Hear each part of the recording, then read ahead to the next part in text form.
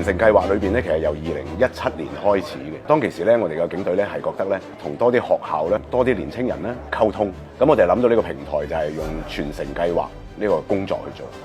咁咧就喺警隊裏邊咧，籌集現役嘅警務人員去組成唔同嘅小隊，用學校為單位，我哋盡量去服務翻學校啦。睇下學校咧需要有啲乜嘢嘅活動可以大家一齊合辦啦，或者有啲講座啦。因應咧就係我哋個團隊裏邊咧係有步操嘅教官，為咗嗇色園嘅轄下嘅學校咧成立一隊嘅升旗隊咧係好有意義。於是就同嗇色園嘅領導層啦去講解我哋嘅諗法。咁嗇色園嘅領導層咧全力支持我哋啦，咁所以咧就係組成咗呢一個嘅嗇色園嘅升旗隊。我哋係中國人，一定咧係有愛國嘅心，係咪啊？咁希望大家咧，阿黃 Sir 帶領佢嘅同事咧，我睇到咧你哋嘅訓練都好嚴格，可以媲美北京嗰個升旗隊。雖然你哋係細粒啲，係嘛？咁但係唔緊要嘅，你哋嘅精神最緊要提起啲精神好唔好啊？好多謝各位。宗教嘅平台係你哋係第一批成立嘅一個護旗隊，咁所以我哋要好珍惜黃大仙祠第一平台。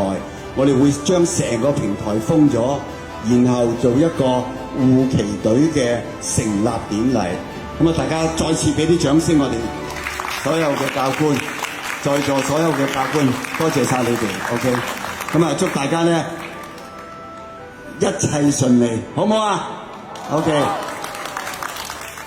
步操訓練咧能夠發展學員嘅正向思維，包括係團隊精神啦、堅忍力同埋抗禦力。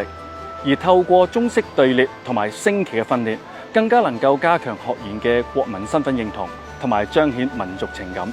喺過去呢段時間，見到一班同學，每一位都好認真、好堅毅去接受呢個訓練，我同埋一班嘅教官咧都覺得好開心、好欣慰。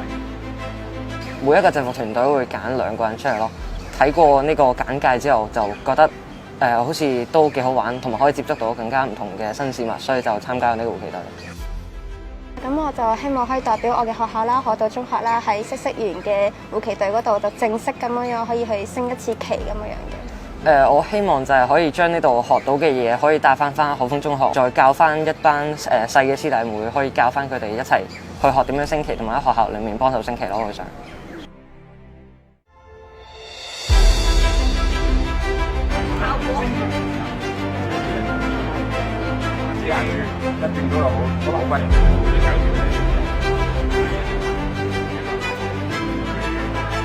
升旗儀式現在開始，請面向國旗及區旗肅立。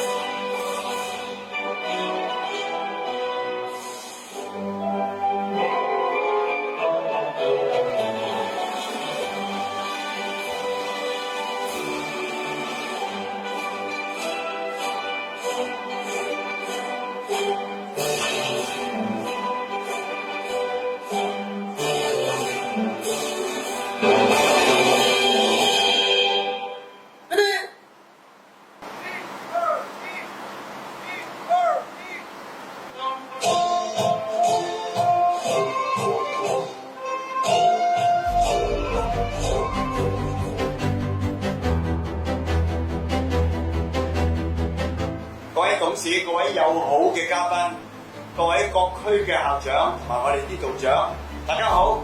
特別我哋一班嘅學生咧，真係唔簡單。喺啲教練悉心嘅栽培咧，呢半年咧係未停過訓練嘅。嗇色園護旗隊咧係香港首支嘅一個由辦學團體屬下，我哋有5間嘅中學去組成嘅一個護旗隊。咁我哋咧亦都係配合特區政府啦嗰個施政嘅方針同埋教育嗰個政策。本年咧我哋期望咧能夠透過呢個中式嘅步操咧，同埋呢個升旗嘅儀式咧嘅訓練咧，我哋去強化我哋學生愛國愛港精神。作為中國人黃皮膚啊嘛，點解愛國愛港咧？希望咧我哋所有嘅中小學生有條件咧，無論係老師同埋學生，我哋都要擁有愛國愛港呢一種嘅概念。呢個嘅精神，警隊係非常之重視青少年嘅培訓工作。我今日能夠見證嗇色園護旗隊嘅成立，我感受好深。我成長於黃大仙區，我就讀嗇色園可立中學。今次成立護旗隊，正係我一班喺警隊中嘅可立嘅兄弟姊妹回饋嗇色園嘅里程碑。我衷心恭賀一班護旗隊嘅師弟師妹，你哋剛才昂首闊步、精神抖擻嘅表現係實在值得讚賞。獅子山下新一代，護旗方隊創未來。我真係好衷心感謝黃處長你嘅到，亦都感謝副部長你係代表中聯辦，國家呢兩個字點嚟？冇國邊有個家字？